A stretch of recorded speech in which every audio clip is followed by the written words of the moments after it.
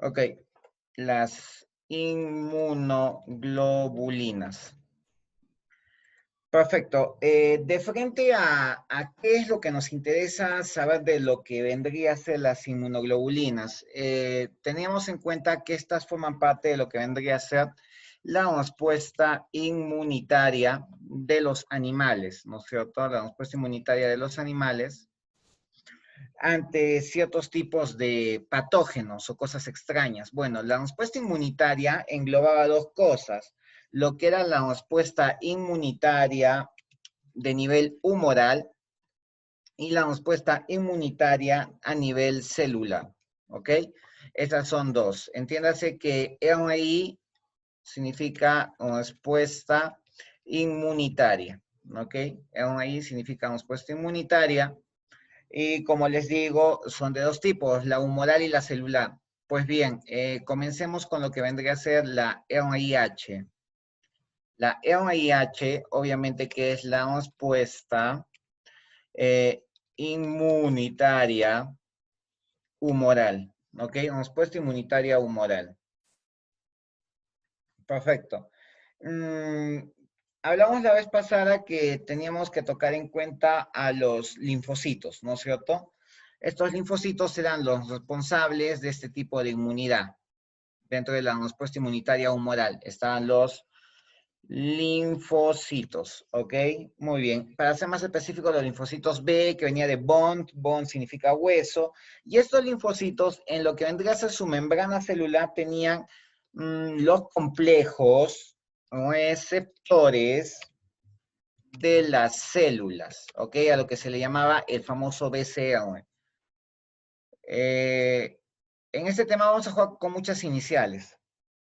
Perfecto. Entonces, en este complejo de receptores de los BCR voy a encontrar las famosas inmunoglobulinas, ¿ok? Que ese es el tema que nos interesa. Perfecto. Entonces, hablemos de lo que vendría a ser una inmunoglobulina. Entonces, hablemos exactamente qué es una inmunoglobulina, ¿ok? Bueno, antes que nada vamos a decir que la inmunoglobulina simplemente son proteínas, o sea, tenemos que tener en cuenta eso, que son proteínas oligoméricas. Oligo significa pocos, ¿ok? Son proteínas que van de lo que vendría a ser una constitución menos de 51 aminoácidos. Oligo significa poco. Muy bien. Estas proteínas oligoméricas se van a juntar en lo que son 4 cadenas polipeptídicas, ¿ok? 4 cadenas polipeptídicas que ya están en el nivel terciario, o sea que son solubles en agua. Pero teniendo en cuenta que estas 4 cadenas polipeptídicas nos van a dar una cadena tridimensional. Y esta cadena tridimensional, ¿de qué forma va a ser? De una forma Y, ¿sí? De una forma Y. Ok, entonces para mejorar esta noción vamos a ver los esquemas de las inmunoglobulinas. Perfecto, a ver, a ver.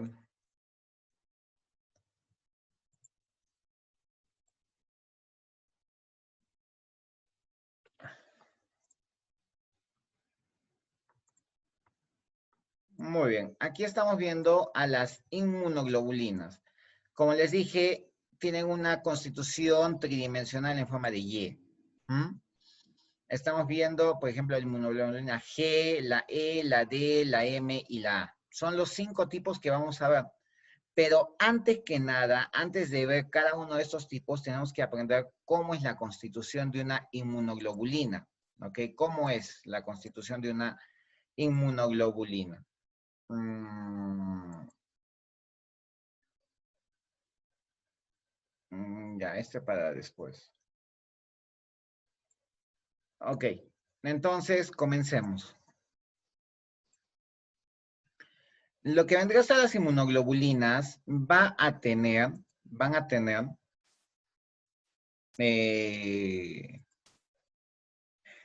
cadenas, ¿ok? Vamos a hablar de vamos a diferenciar estas cadenas. Pues vamos a tener 2 cadenas pesadas, ¿ok? Dos cadenas pesadas de constitución H, ¿ok? Y también vamos a tener a dos cadenas ligeras, ¿ok? De constitución L, ¿ok? Ahí está. Las dos cadenas pesadas tienen simbología H y las dos cadenas ligeras tienen simbología L. Entiéndase de que cuando yo hablo pesadas, nos quiere explicar que tiene un peso molecular de simbología PM, eso ya se ve en química. Muy bien, las cadenas pesadas tienen un peso molecular de 50.000 Daltons, ¿ok? Esa es la escala con la que se mide. En cambio, lo que vendría a ser las cadenas ligeras tienen un peso molecular de la mitad, de 25.000 Daltons, ¿ok? 25.000 Daltons. Entonces, esto por favor de memoria, ¿ok? Ahora, las cadenas ligeras se juntan a las cadenas pesadas mediante un enlace disulfuro, pregunta de Sepreunza. ¿Mediante qué enlace se juntaba la cadena ligera y pesada de una inmunoglobulina? Pues la respuesta era mediante el enlace disulfuro, un enlace disulfuro. Y obviamente las cadenas pesadas, que son H, se juntan mediante dos puentes disulfuros, ¿ok? Mediante dos puentes disulfuros. Ah, ya. Entonces yo tengo que decir que una L se junta mediante un puente disulfuro a una H. Y HH, que son cadenas pesadas, se juntan mediante dos puentes disulfuros. Perfecto. ¿Qué más nos interesa saber? Bueno, ya tendríamos que comenzar a hacer lo que es el dibujito para poder entenderlo. A ver.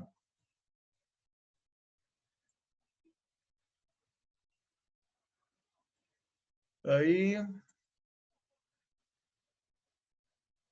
Esto viene para acá. Le estoy dibujando para que ustedes lo entiendan, o sea, conforme vamos a ir explicando, porque si voy a poner una imagen, ya la imagen ya viene con todo lo que es su simbología y eso no, sinceramente no nos va a apoyar mucho. Muy bien, a ver.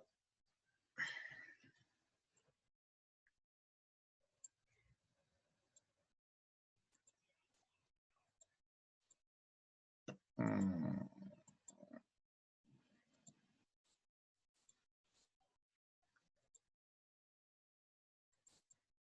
ya está.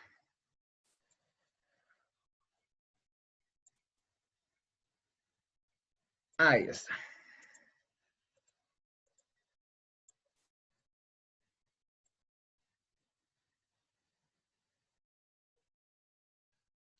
Muy bien. Ahora, lo que tenemos que entender es lo siguiente.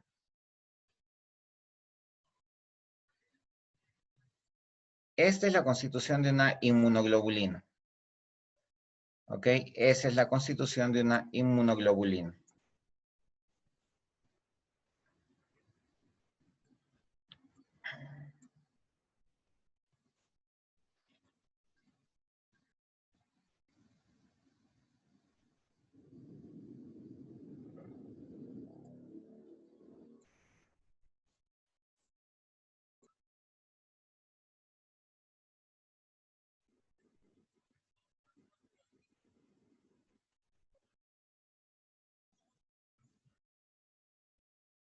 Muy bien. Ahora, vamos a dividir entre estos dos espacios, como están viendo en la imagen. Estoy dividiendo. ¿Ok? Estoy dividiendo. Esta cadena es la cadena L o cadena delgada. ¿Sí? Esta de acá es la cadena L. ¿Ok? La de acá más bien va a ser la cadena H. Perfecto. Esta de ahí es la cadena H, como estamos viendo. Esta de acá también va a ser la cadena H. Muy bien. Ahora, si se dan cuenta ustedes, entre la cadena L y la cadena H, les he dicho que tienen que estar unidas mediante un puente disulfuro. Muy bien. Aquí es donde se juntan. Mediante un puente disulfuro. Igual acá, mediante un puente disulfuro. ¿Ok? Ese es el puente disulfuro que une a la L con la H. Pero ahora hablemos de las H's, cómo se juntan también en esta zona, pero mediante dos puentes disulfuros, mediante dos puentes disulfuros. Tienen que tener en cuenta que de este tema sí o sí les va a venir una pregunta, más que todo a biomédicas, no tanto ingenierías ni sociales. A biomédicas les va a venir todo lo que es este tema inmunología, es muy pedido, con patologías. Entonces, decimos lo siguiente, profesor, la L se junta a la H mediante un puente disulfuro. Las H se juntan mediante dos puentes disulfuros. Ahora, si estamos viendo esta región es la región bisagra, donde se juntan las tres cadenas, ¿ok? Esa es la región bisagra, como les digo. Mucho cuidado con eso porque eso también le encanta preguntar a la UNS. Esta es la zona conocida como la región bisagra, ¿ok? Esta es la región bisagra, la que une la cadena delgada, la cadena gruesa y la otra cadena gruesa. ¿Ok? Entonces tengo dos puntos de bisagra. No solo uno, sino son dos. ¿Eh? Perfecto. Ahora, ¿qué más tengo que decir? Tendría que hablar, por ejemplo, de los fragmentos y de las cadenas. ¿Ok? Vamos a tener la cadena amino y la cadena carboxi. Vamos a comenzar a hablar, por ejemplo, de la cadena ligera, tiene una porción amino, ¿ok? Ambas tienen porciones aminos. Entonces le vamos a poner acá. Esta de acá, esta zona, muy bien, va a ser igual a esta zona, igual a esta zona, igual a esta zona. Y esas son las porciones, es la porción terminal amino, ¿ok? Entonces, ¿cuántas porciones terminales tengo en una inmunoglobulina? Tengo 4. ¿Y esto por qué les digo que va a ser pregunta por el COVID?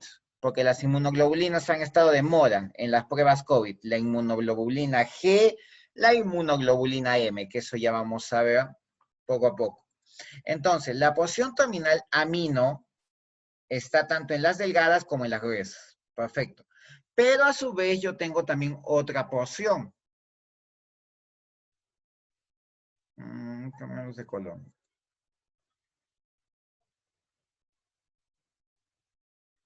Ahí está, ¿se están dando cuenta? Ahora, ese colorcito verde va a ser la porción terminal carboxilo. La porción terminal carboxilo. ¿Ok? O también se llama carboxiterminal. Bueno, simplemente estamos cambiando de posición las palabras. Pero es la porción terminal carboxilo. Entonces, yo voy a decir que una inmunoglobulina está hecha de un aminocarboxilo. ¿Ok? Aminocarboxilo también se le llama. Entonces, las inmunoglobulinas son también el conjunto aminocarboxilo. ¿Ok? Es lo mismo. Una inmunoglobulina o un conjunto aminocarboxilo. Ya les estoy explicando por qué. Porque tiene 4 porciones terminales carboxílicas y 4 porciones terminales amínicas. ¿Ok? Perfecto. Ahora, ¿qué más podríamos hablar? Los fragmentos. Por ejemplo, la porción terminal amino les va a dar un fragmento. Obviamente, cuando esto se divide, que es el fragmento FAP. Entonces, vamos a decir que esto cuando se divide origina al fragmento FAP. ¿Ok? FAP. Este fragmento FAP se une a los antígenos. Y ahora, profesor, ¿y qué es un antígeno? Pues un antígeno, hijos, es todo aquello que no pertenece a nuestro cuerpo y puede ser tóxico, dañino, ponzoñoso, cicutoso para nuestro cuerpo. ¿Ok? Es muy eficaz para nuestro cuerpo los antígenos. Ahora, este fragmento es el que se une a estos antígenos. Ahora, hablemos de la otra porción. de la porción carboxílica. ¿Qué fragmento nos va a dar la carboxílica? Pues la carboxílica nos va a dar lo que vendría a ser el fragmento FC, ¿ok? El cual se cristaliza, por eso es C, ¿ok? Se cristaliza. Podría yo decirles de esto. A ver, vamos a hablar cuando hablemos, estamos viendo primero las porciones y qué fragmentos va a originar. Todavía no estamos viendo las regiones. Ahora ya voy a explicar lo que son las regiones. Esta porción terminal amino que me da el fragmento FAP, el cual se une a los antígenos, van a ser como las tenasas, con las cuales esta inmunoglobulina se une a un patógeno, a un antígeno, a una bacteria o a un virus. En cambio, esta porción terminal carboxílica es el fragmento FC que solo se cristaliza, ¿ok? Pero también se pueden dividir. Perfecto. Ahora, ¿qué más podríamos decir nosotros?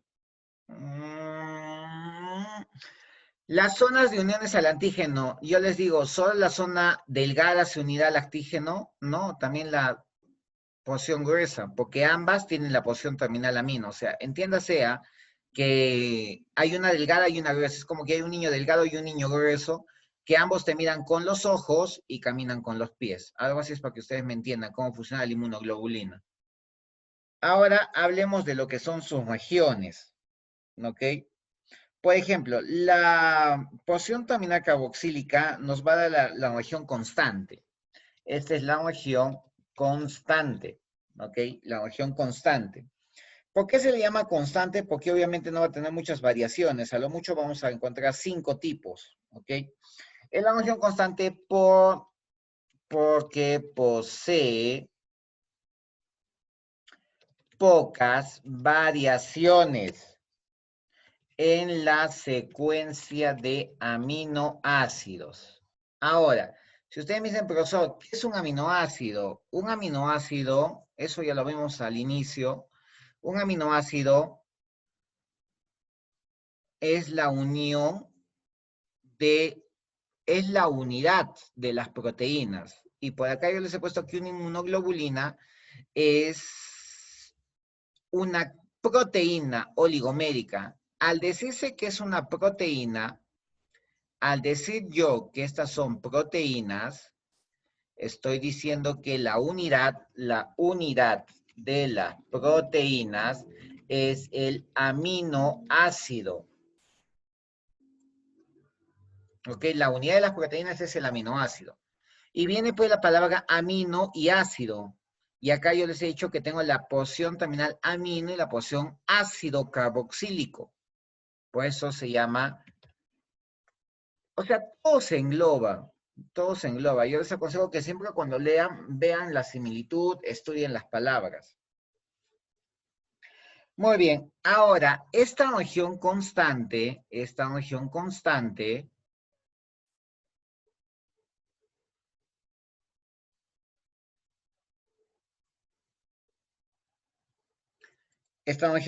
como les digo, nos va a dar 5 tipos principales, cinco tipos principales de secuencias. Y estos 5 tipos principales de secuencias se llaman isotipos. Isotipos. Iso igual tipos, ¿no? O sea, son semejantes. Ya hablé de la región constante, ahora tengo que hablar de la región variable. Región variable. Y obviamente tiene mucha lógica. ¿Por qué va a ser esta región variable, la porción amino? Porque es la que se junta a los antígenos. Y entiéndase que los antígenos no todos son iguales, ¿no? Existe, por ejemplo, a ver, haciendo didáctica, tuberculosis, bacilo de Koch, difteria, dipteridae, ¿no es cierto? El de la influencia H1N1, ¿no? Del coronavirus, el SARS-CoV-2, ¿no? Entonces, son diferentes patógenos, por lo tanto, tiene que haber diferentes porciones terminales aminos que se van a juntar esos patógenos. Por eso se le llama la región variable. Muy bien. ¿Por qué? Porque posee una multitud, ¿ok? De secuencias diferentes. Posee una multitud de secuencias diferentes. Perfecto. Ahora, esta multitud de secuencias diferentes, a ver, un momento. Muy bien, entonces estamos hablando de esta función variable que es una multitud de secuencias diferentes. Y esta multitud de secuencias diferentes también va a originar a su vez, ¿qué va a originar? Regiones hipervariables. Regiones hipervariables. El término hiper significa bastante, ¿no es cierto? Hipervariables. Entonces son las regiones hipervariables. Perfecto. Obviamente, estas regiones hipervariables son las zonas donde se da, la interacción con el antígeno.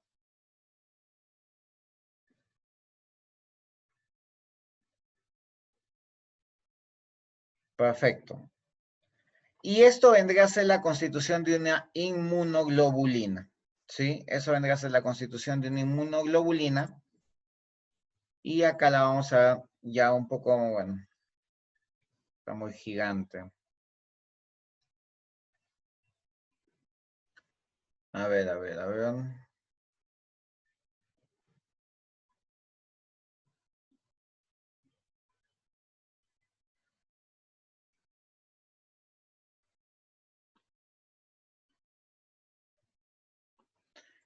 Perfecto. Aquí estamos viendo ya un poquito más complicado. ¿Sí? Dado que, mira, aquí ya les expliqué que era la región FAP o también FB. Acá tengo NH2. Ya también yo ya les expliqué, no voy a redundar al nombre de este compuesto. Región FAP o región FC. ¿Ok? Ahora, la región FB chica que estamos viendo es las posiciones aminos de la ligera con la pesada. La zona bisagra, como les digo, es toda esta zona, ¿ya? El CUC significa ácido carboxílico y este NH2 me significa que son terminaciones aminos, ¿ok? Y obviamente ya esta es una representación de la inmunoglobulina y la más conocida, ¿sí? La más conocida. Perfecto. Vamos a... Ahí está. Ahora, como ya sabemos cómo son las inmunoglobulinas, vamos a ver los tipos, ¿ok? Vamos a ver los tipos. Y estos tipos son los siguientes. Comencemos con la inmunoglobulina M, IgM, ¿ok? IgM.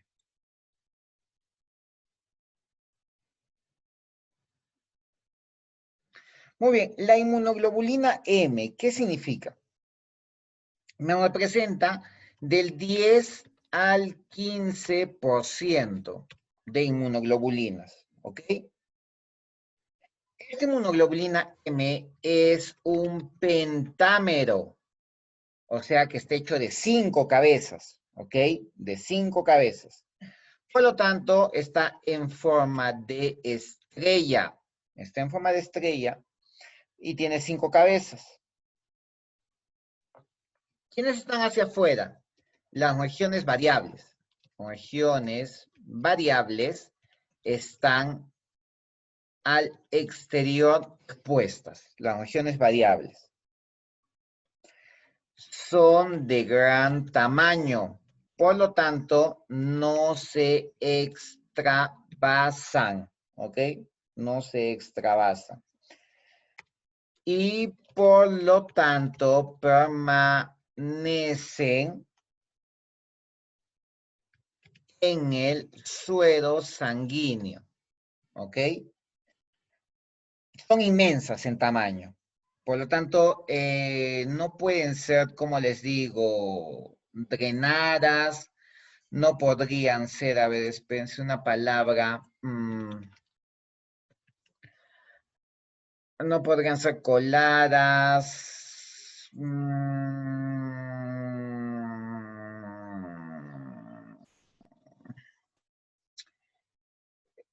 no podrían moverse, ahí está, no podrían dejar de pasar por lo que es el plasma, o sea, debido a su peso, pesan mucho, para que ustedes me entiendan. El extravasar significa que se quedan quietas, o sea, no se extravasan, no pueden ser coladas, ahí está. No pueden ser coladas ni filtradas, ¿ok? Por su inmenso tamaño y son muy pesadas. Y son muy pesadas. Más que todo eso es para que me entiendan. Esto queda en el suelo sanguíneo, o sea, queda pegada al suelo sanguíneo, ¿ok? Mm, son las primeras en aparecer, ¿ok? Son las primeras en aparecer en presencia de un antígeno. Por eso es que ante COVID se tomaban las pruebas moleculares y miraban más que todo la IgG, IgM. ¿Mm? Perfecto. Entonces, ya hablamos de la IgM, ahora hablemos de la IgG.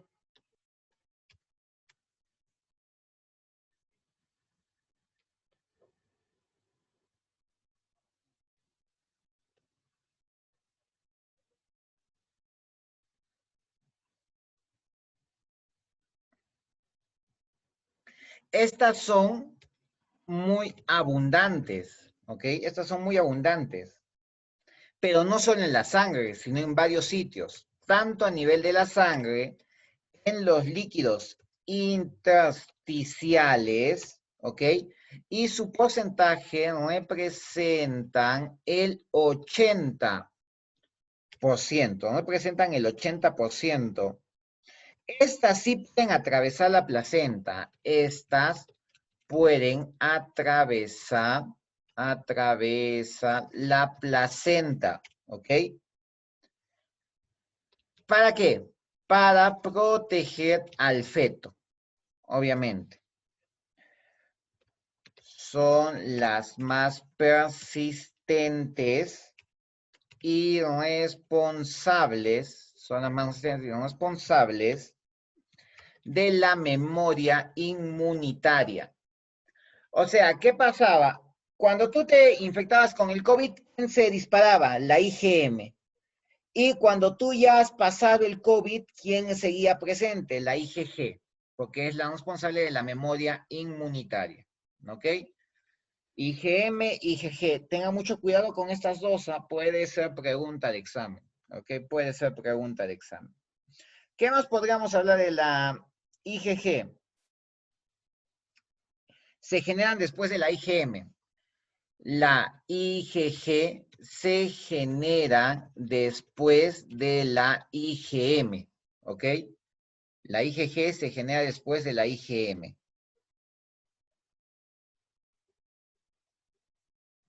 Nos indica que la infección es un proceso ya vencido o culminado, la IgG, ¿ok?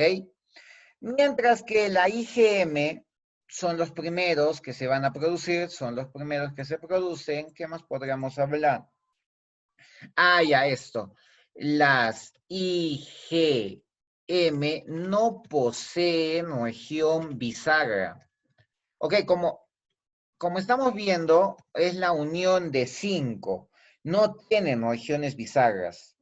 Por lo tanto, no se adaptan bien. Por eso se les llama a la IgM las rebeldes, ¿ok? Las rebeldes o inadaptables. Inadaptables, ¿ok? Inadaptables. ¿Qué más podríamos saber? Aparecen como antenas en los linfocitos B. Sabemos, ¿no es cierto?, que las inmunoglobulinas están en el BCR de los linfocitos B, ¿ok? Perfecto. Eso entonces sería lo que nos interesaría de la IgG y de la IgM. A ver, esto lo voy a poner acá. Ahí está. Acá ya les enseñé, justo, miren, IG, IgM. La IgM, como ustedes están viendo, no tiene la región bisagra, ¿ok? No tiene. Y esta es la IgM.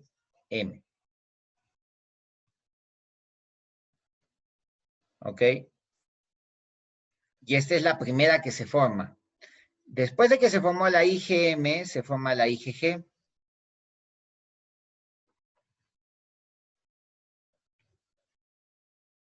¿Ok?